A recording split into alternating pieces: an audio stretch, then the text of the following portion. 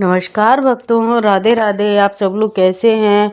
आपका मेरे इस चैनल पर हार्दिक स्वागत है।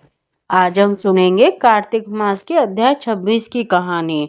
अगर आपको अच्छी लगे तो इसे लाइक करें, शेयर करें, सब्सक्राइब करें और मुझे बताना ना भूलें कि ये कहानी आपको कैसी लगी। तो प्लीज़ कमेंट में अपना जय श्री कृष्णा लिखना ना भूलें। जय श्री कृष्णा।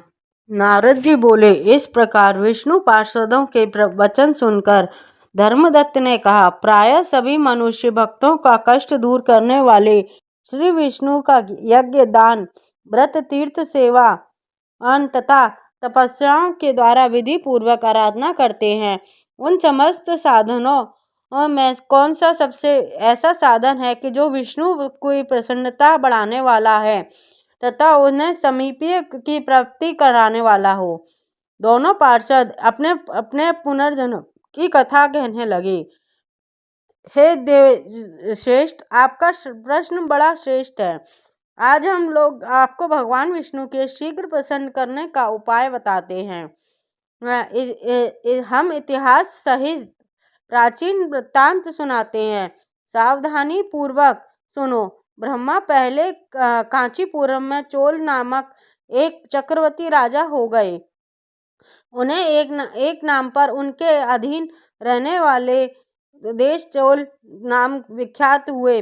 राजा ने चोल इस भूमंड शासन करते हुए उस समय राज्य में कोई मनुष्य दरिद्र, दुखी, पाप मन लगाने वाला अथवा रोगी नहीं था। एक समय की बात है कि राजा चोल अनंतशयन नामक तीर्थ स्थान गए। जगदीश्वर भगवान विष्णु योग निद्रा में आश्रय कर रहे थे। शयन किया। वहां भगवान विष्णु ने दिव्य विग्रह की राजा की विधि पूर्वक पूजा की। दिव्य मणि, मुक्ताफल तथा स्वर्णफल बने हुए सुंदर पुष्पों में पूजन करके संटागत प्रणाम किया।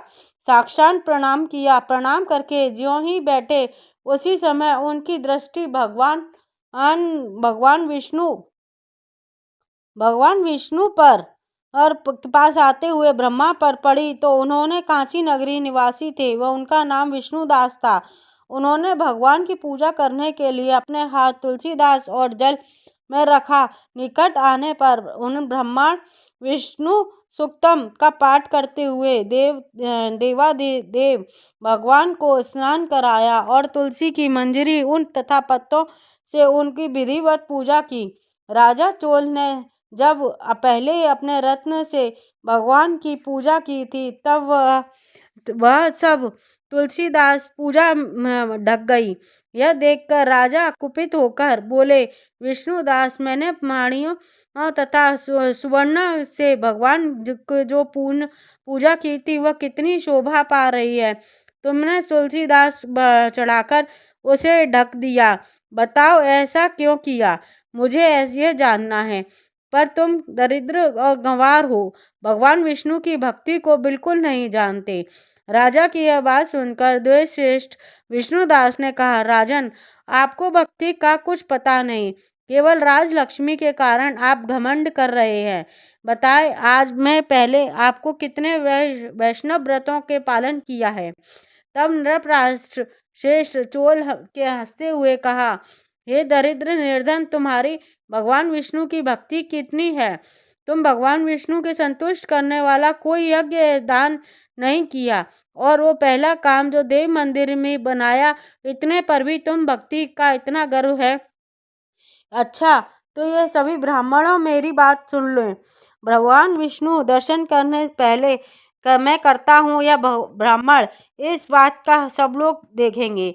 हम दोनों में इस भक्ति कैसे है, ये किसकी भक्ति कैसी है, सब लोग स्वतः ही जान लेंगे।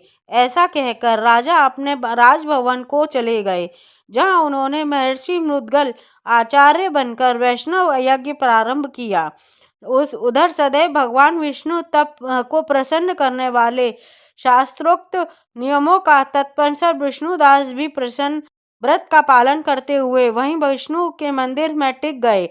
उन्होंने माघ और कार्तिक के उत्तम व्रत का अनुष्ठान, तुलसी वन की रक्षा एकादशी द्वादशी मंत्र जाप नृत्य गीत आदि मंगलम आयोजन के साथ प्रतिदिन षोडशोपचार के भगवान विष्णु की पूजा आदि नियमों का आचरण किया।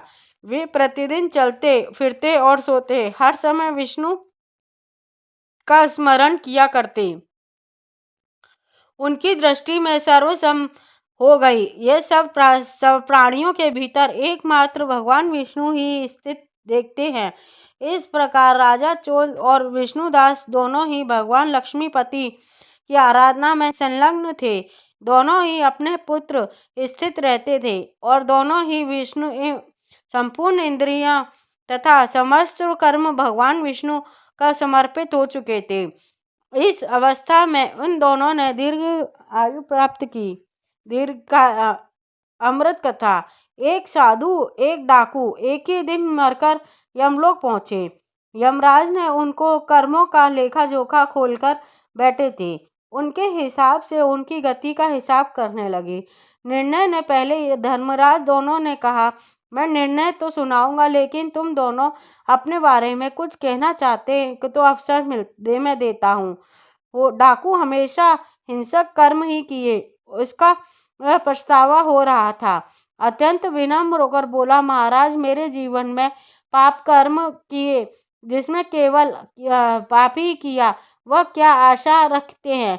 जो दंड दे मुझे स्वीकार है। डाकू चुप होते ही साधु बोले, मैंने आजीवन तपस्या और भक्ति की है। मैं कभी असत्य मार्ग पर नहीं चला, सदैव सत्कर्म ही किए।